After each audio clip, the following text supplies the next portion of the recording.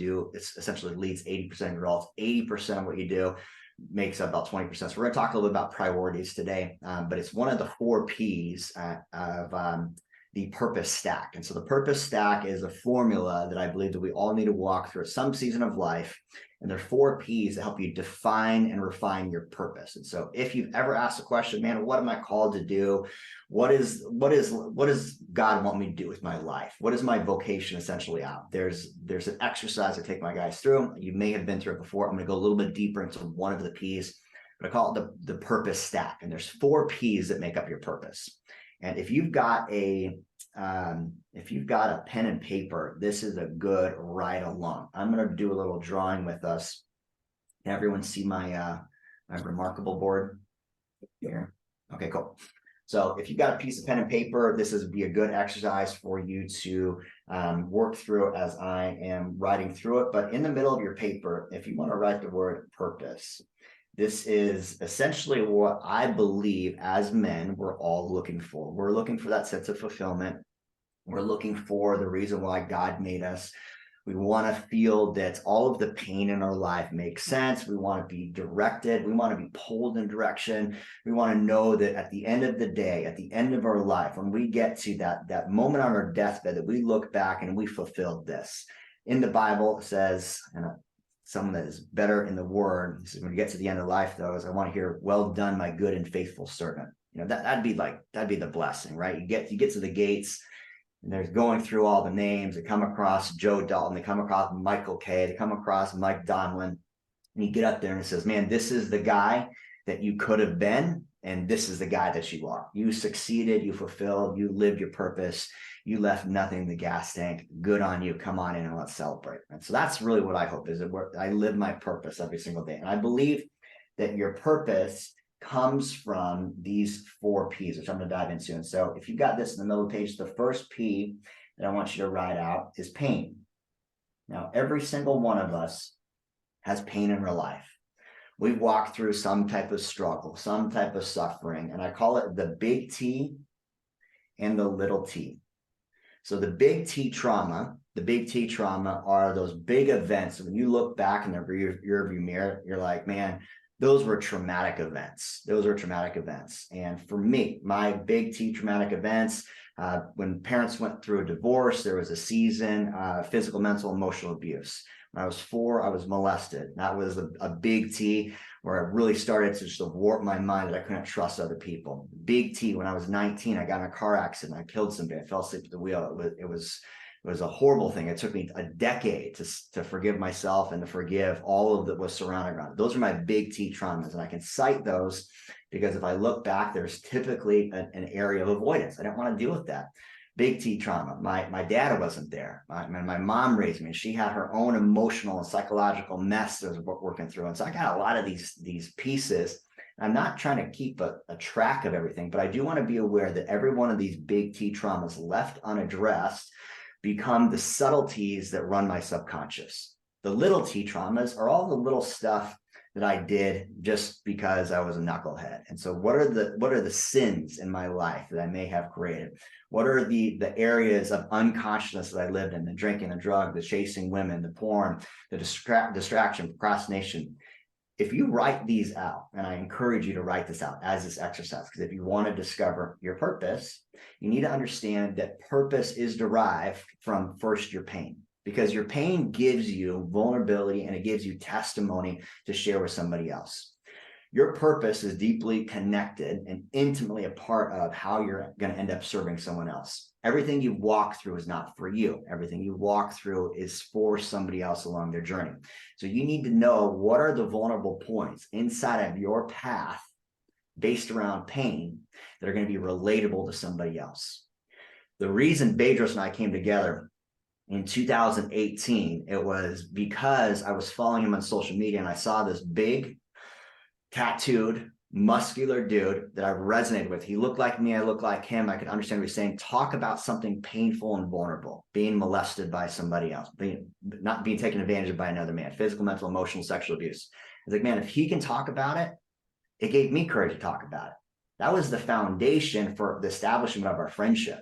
It really was. I reached out to him, started following him on social media. Then I had an opportunity to work for him, spent 4 years in mentorship with him. And over the course of that, we launched several businesses, The Project, Battle Ready, Truly Nutrition, an Arm of Fit Body, like so many cool things, and impacted thousands of people at this point. And that's been a great launching pad, simply because he was able to share his testimony and story, his pain. And so notice your purpose is deeply connected to your pain. So your first exercise is to write down your big T, little t trauma. If you are courageous and you recognize part of the unburdening process, what you'll do is you'll find another guy, another man to link up, share these with, and then burn that piece of paper, because the power of unleashing, letting go, and unburdening yourself is one of the best spiritual, psychological practices there are to help you really live in purpose. Your second P is your pain. I'm sorry, your passion. Once you start unpacking your pain, you're going to find things that you're deeply passionate about. I'm deeply passionate about coaching, mentoring, training, and developing other men because I didn't have that growing up.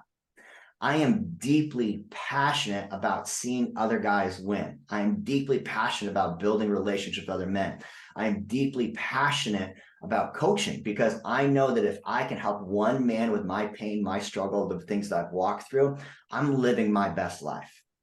Things I'm passionate about also, I'm passionate about masculinity. I believe that there's a biblical process. There's traditional, foundational, practical, and tactical ways to be a great man. And I want to live by it every single day. I don't always get it right. Trust me, I mess up more probably than anybody, but I want to get it right. I'm passionate about learning that process. What are you passionate about? What would you do absolutely for free if you had all the time in the world? And many of you know what you're passionate about. Probably mentoring some kids. Michael K., I know you're deeply passionate about baseball, mentoring young men. Mr. Dalton, I know you're deeply passionate about doing the exact same thing, being an excellent husband and father. I'm passionate about fitness because I also know that fitness is the gateway to all personal development. Men have to learn all the lessons physically. I believe that's one of my core beliefs. I believe I don't learn something physically through the reps, the sets, the pounding of the flesh. I'm not really going to learn the lesson. So I'm deeply passionate about fitness, taking care of my body and doing hard things. You see how the pain and the passion is starting to create some type of direction towards the purpose? So if you go through these will start to point in the general direction of the work that you should and could be doing. When I talk about your work, I'm not saying that you got to shift careers, but just realize the areas that are going to make you feel the most purposeful and fulfilled. It can be a hobby, it can be a part-time gig, it can be a full shift in career, and it can also be a passion project that you work on the side that fulfills your spirit. Pain and passion are connected to your purpose. The third P is going to be your play. It's not all just fire and brimstone and tough inside of the life you're supposed to live. You're also meant to enjoy. What are the areas that bring you a deep sense of satisfaction and enjoyment? What are the areas that bring you a deep sense of satisfaction and enjoyment that you lose track of time, that you could literally do and lose an entire day, a weekend? What do you find yourself scrolling on? What do you find yourself researching about? Where do you want to stay up late or wake up early? What are the things you did as a kid? What are the things you did as a kid that brought you satisfaction and deep peace? Your purpose in life is going to have elements of play to it. When you find what you are deeply, deeply purposeful, passionate, and meant to fulfill your life with, there's going to be a sense of play. You can do it all day long. You could lose yourself in it. It's going to bring out the best of you. When you get done doing it, it's actually moving me right now. When you get done doing it, on the other side, the people that you interact with, they see the very best of you. They see the best of you. Is it after you've been at the game all day hanging out with the kids? Like, is it after you're in the spirit of competition? Is it after a men's call like this? When do people see the best of you? After doing the thing that ignites your purpose. So think about that. 3 to 5 things that bring a sense of play. For me, growing up, I love building. If I could create something, if I could have a box of Legos, put a puzzle together, if I could draw, if I could create, I absolutely love that. So it makes sense, the work that I get to do. I'm so privileged to do it.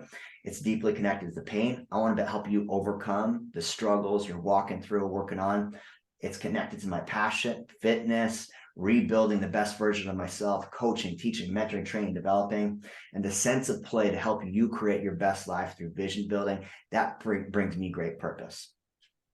Now, the aspect that gets very practical and tactical, I'm going to give you guys homework on this, is the priorities. And this is where the Pareto's principle applies. And we're going to go a little bit deeper on this. Where do you actually spend your time in the day? And how does your 20% affect your 80%? We know at the end of our life, I was born in 1983. And I hope to get at least 100 and 110 years on the planet. Whenever this day is, we don't really know. It could be tomorrow. Hopefully, it's a really long time from now. But all that we have really is the dash right in the middle. It's a short little blip on the radar. It's this 1-inch little piece of real estate that makes up every single one of our decisions. It encompasses our pain. It encompasses our passion. It encompasses our play. We hope that it encompasses our purpose. But ultimately, at the end of the day, it's made up by what we prioritize. We get to decide where our energy, effort, time, resources, and talent are dedicated. And if you haven't done a priority stacking audit, I'm going to ask that you do one between now and next week. The way that this exercise works is you're going to track your time. You're going to track your time, and we're going to go through exactly how to do that. And you're going to track your time, and you're going to get some awareness to realize that if you're not focusing 20% of your time, that means a minimum effort, 20% of your day, 20% of your week on the things that drive a great amount of purpose that's based in overcoming not only your pain, but other people's pain, that you're deeply passionate about, that feel like a sense of play. You're living a life that is just a shell of how you could be living. And so the goal with this entire exercise, as we're going to get very tactical here in just a second, is that you walk out over the next 7 days with clarity around what you're supposed to do. And then you start taking practical, tactical action with it. Is this making sense so far? Cool.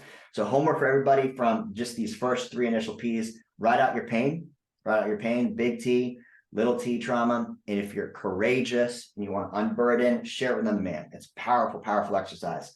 Those of you that are familiar with the 12 steps in AA, this is step 4, step 5 of the process. There's 12 steps, and this is the process of freedom. It's based in Christianity, but it's fundamentally psychologically empowering.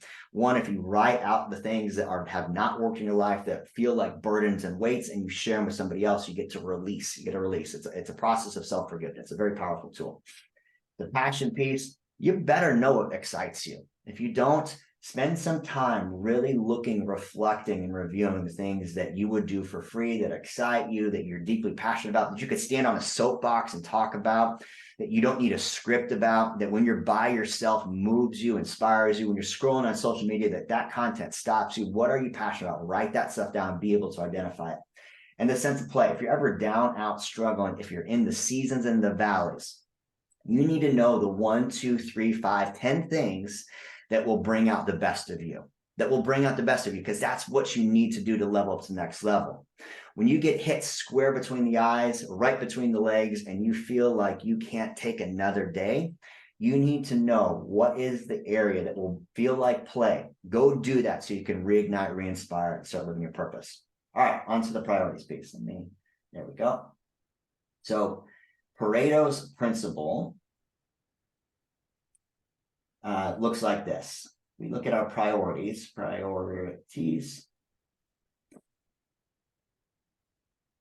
and production. And we've got 1, 2, 3, 4, 5, 6, 7, 8, 9, and there we go. And 10 priorities. And we've got levels of production. 6, 7, 8, 9, and 10. 20% will typically yield 80%. The 80-20 rule. And then 80% of your priorities, this is your random to-do list tasks throughout the day, yield only about 20% of the real results. We see this in most areas. I can tell you from my business and my business as a coach, the three things that I really have to focus on, the most important needle movers, are first and foremost coaching my clients. I need to make sure that I'm prioritizing time to be in the right energy and headspace to coach my clients. If I'm not coaching my clients, helping them get results and not giving them 110%, then I'm not going to have a business that generates referrals, and I'm not going to be living in integrity. And so coaching, it for me, is symbiotic. It's where I spend the most amount of my time. I'm either investing time either in my clients, or I'm working through things that will help me level up to the next level so I can be a better coach for them. I'm investing in myself so I can invest in them. So coaching is one of my 20%. It's minimum. Second piece is creating content. Creating content that is relevant, shareable, that is thought-provoking, that requires some type of engagement, because creation is also part of my coaching. I know that if I can create breakthroughs for somebody in the split seconds as they're scrolling on Instagram, create content that is compelling, I can reach new people. And so it's the process of writing, storytelling, and selling that is so powerful in the creation. So I coach and I create. The third piece that is really powerful for me, that moves most of my needle in my business sector specifically, is closing. I know if I can have intimate one-on-one conversations inside new conversations in the DM or on a call, that it's going to move the needle, bring people inside the program. And those are going to be really the 20% of things that I need to do that are going to produce 80% of my results. If I focus on just those things, I know that I have a business that will reproduce and will run itself. And so this is the 80-20 rule. Everything else, the emails, the follow-up, the post-production, the actual content creation where I'm setting off to an editor, the software, the systems, the busy work, the things I've said yes to outside of my primary business, all that other stuff, like that takes up a lot more like bandwidth and time, but it doesn't yield the same amount of things.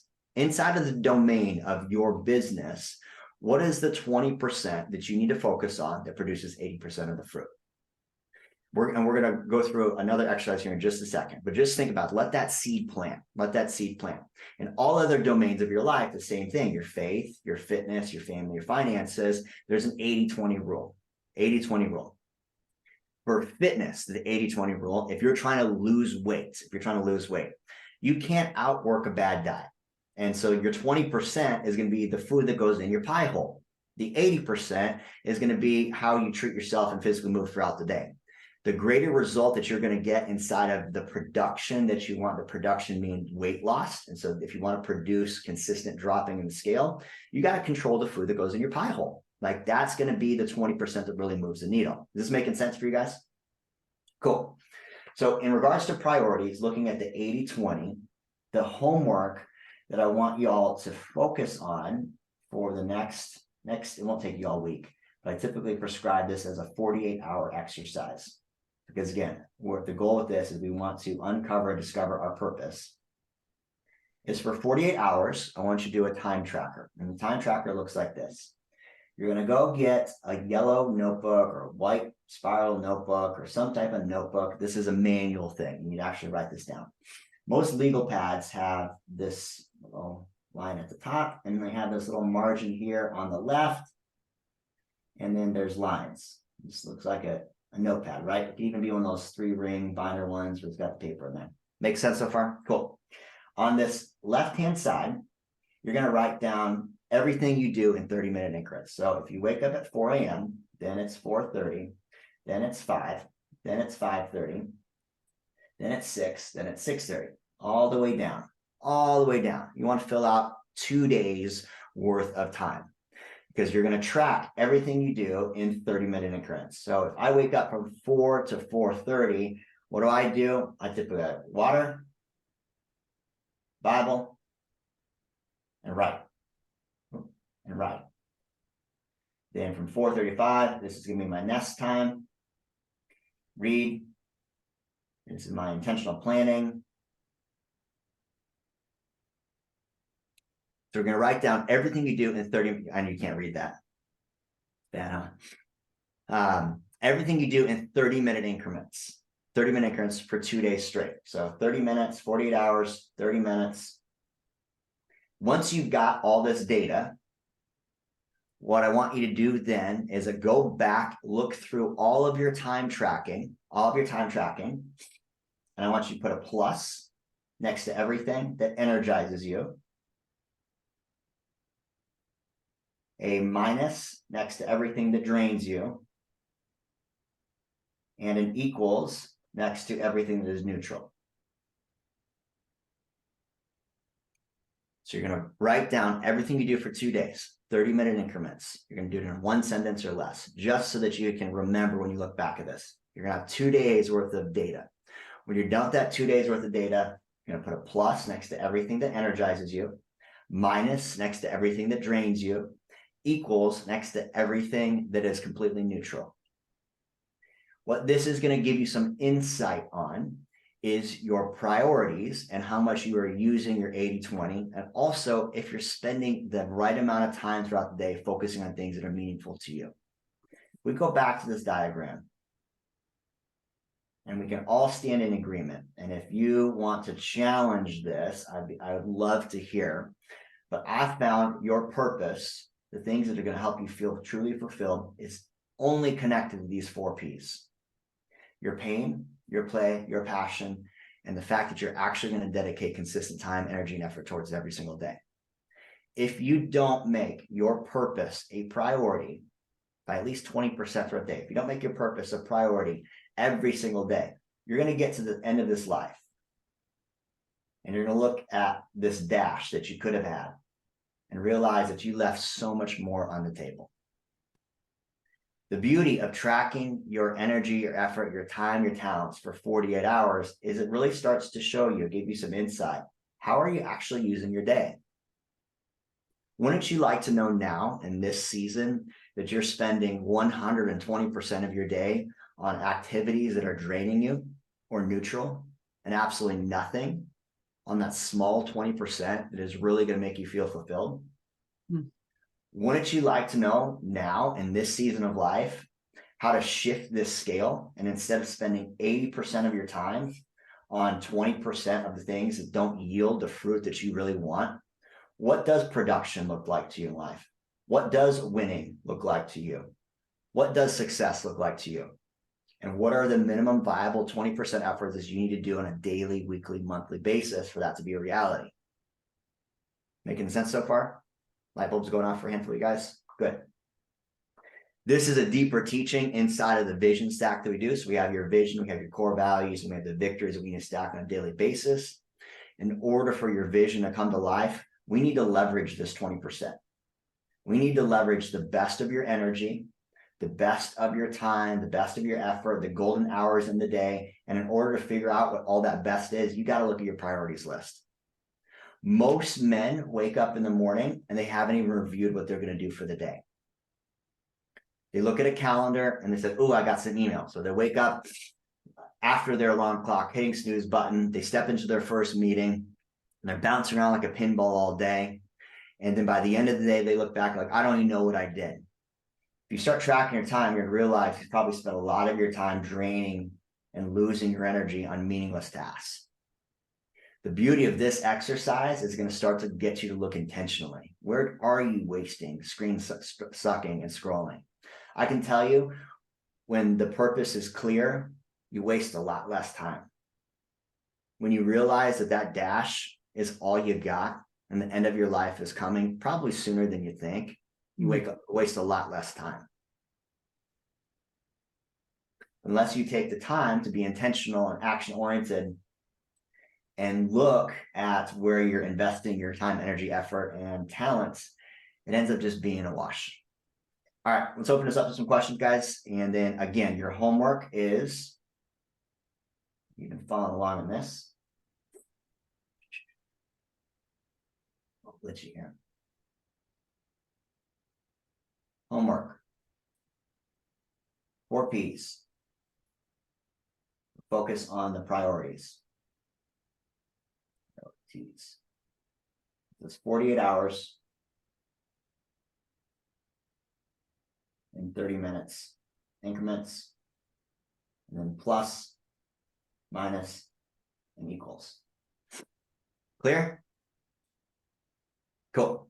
All right, Nick, I see you get your hand up. What's your question, bro? So in your 48-hour increments, just going back from personal, just curious, what you shared part of your itinerary. What is your ideal like go to bed time? I'm in bed most nights by like 8:30, 9 o'clock. Okay. Yeah. And then do Like you go to the I gym in do the like morning that's or at night? ideal. I go to gym around between most days between 9 and 10. Recently, because of the season I'm in for running, my run is more of a priority. And so I'm getting my runs in and then I'm doing a body weight workout.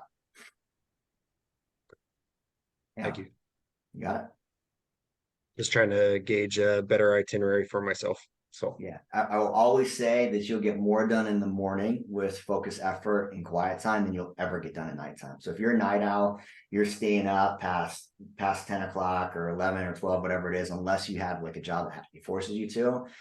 You're burning the candle, like you're draining energy. If you can start stacking more of your big lifts in the morning, like your big lifts, I'm talking about your 20%, like your focused, your deep work, your writing, your devotion, dedication, the things that really going to move the needle for your life in the morning, you will get so much more done.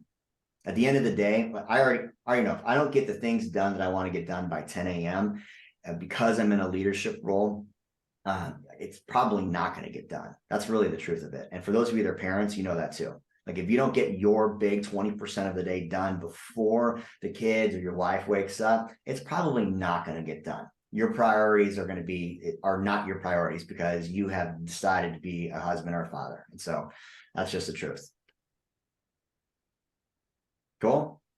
Yep. Now we're a little bit over, but I want to make sure you guys thanks, coach. get support on this. Awesome. All right, guys. Well, if you don't have any other questions, I'll let you go get after it. What I'd love to do is do a little breakout with you guys next week. And so homework between now and next week, if you're willing and able to dive into this, work through the P assignments, work out your 4 Ps. I love to hear from a hand from you guys, what you're passionate about, what play looks like, what your purpose you think could be, and let's help refine that. And I think you're all going to get a lot of insight if you do that time tracker as well. Cool.